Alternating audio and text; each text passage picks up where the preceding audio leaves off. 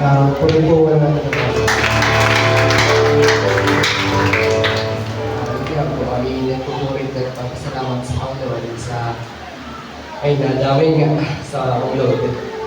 Pero syempre nagpapasalamat din ako sa Team Reader, sa Tito Will. Nung third year kasi ako, doon ako nakatigil sa kanya. Kasi syempre minsan short sa baon, kailangan magtipid. Kaya ayun, doon sa kanila ako tumitigil. Ang tulong ko lang minsan sa tubigan. Tapos, yun nga, kasi nagtitisis ako noon, kaya medyo magastos. Kaya yun po, mas mainam na sa bayan tumigil. Kasi isang buong linggo po yung pasok. Tapos, minsan paghapon, paggabi, bumabalik pa ng school para sa checking ng critic reader. Kaya ganun po. Tapos, yun po, nagpapasalamat din ako sa Tito Marlene at sa Tito Bibi. Dahil yung fourth year naman po ako. Dahil in-campus po nun, sa kanila po ako tumigil. Kasi Lunes hanggang Sabado po, may pasok po kami. Umaga po yun hanggang hapon. Ay hindi po ako sanay gumising ng napakaaga ng mga alas 4 ganun. Kaya mas minabuti ko po na sa darama na lang ako tumigil. Kaya ayun, yun nga, meron akong salita ng Diyos na pinawawakan. Nung panahon yun, kasi syempre, di naman palaging meron. Kaya sabi ko, Philippians 4:19, but may God shall supply all your needs according to His riches in glory by Christ Jesus. Kaya yun po, inisip ko na lang na Diyos palagi ang magpupunan ng ating mga pangangailangan. Dahil yun nga, alam ng nanay na sa 6 days ang baon ko 500. Kasama na rin lahat, transpo, pagkain, baon, yun sa umaga ng hapon. Naranasan ko magulang ng itlog sa lahat ng isang buong linggo, itlog, 10 piso sa tindahan. Alam yun nila Jeff, lagi nga ako niyayaya ni Jeff na tara tayo mag-beetroot. Kasi wala akong pera. Tipid-tipid. Tapos yun, nagpapasalamat din ako sa Abihala. Tapos minsan kasi, uwi yan, di na lang makdo. Tapos minsan, isang beses, nagkainan kami. Kami nila sa kabansayan namin. Libre kasi. Kaya nagbubuhan ng mga pasalamat na nakaraos sa loob ng 4 na taon. Tapos during sa demonstration, yun nga, si Nadjo yung kasama ko.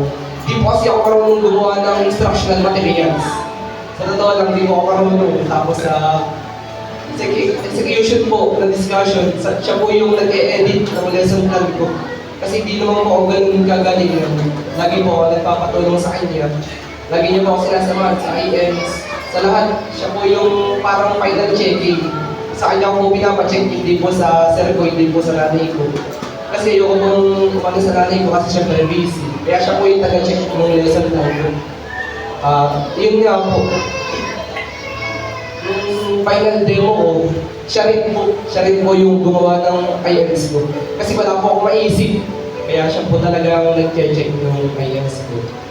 Kaya nagpupurit nagpapasalamat po sa Panginoon sa 4 na taon na pinagdaanan namin na yun nga, nakatapos at may blessings pa na cum laude.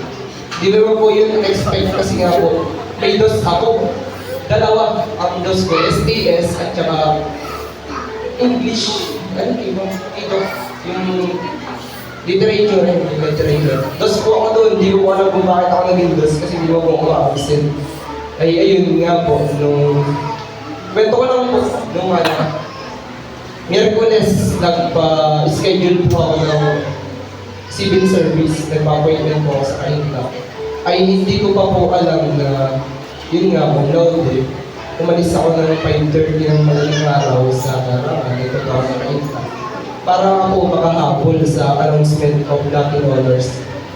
Pag laude po, parang may certificate na po ng civil service. Ano nga, Sir Chris? Yung pagkakaalam ko meron po. Kaya hindi ko po alam na ganyan nga po na Latin Honors kami.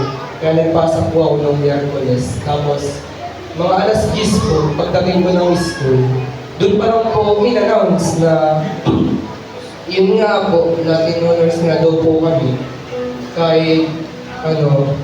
Kaya tuwa po ako, kaya kahit nakapagpahinga ako, baka hindi na po ako mag-exam. ng civil service, lalakarin ko lang.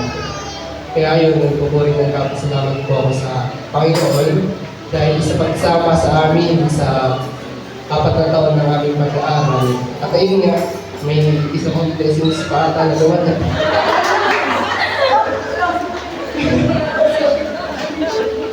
And si Ajay yata. And maraming salamat sa Panginoon. At yun lang po, magandang yun.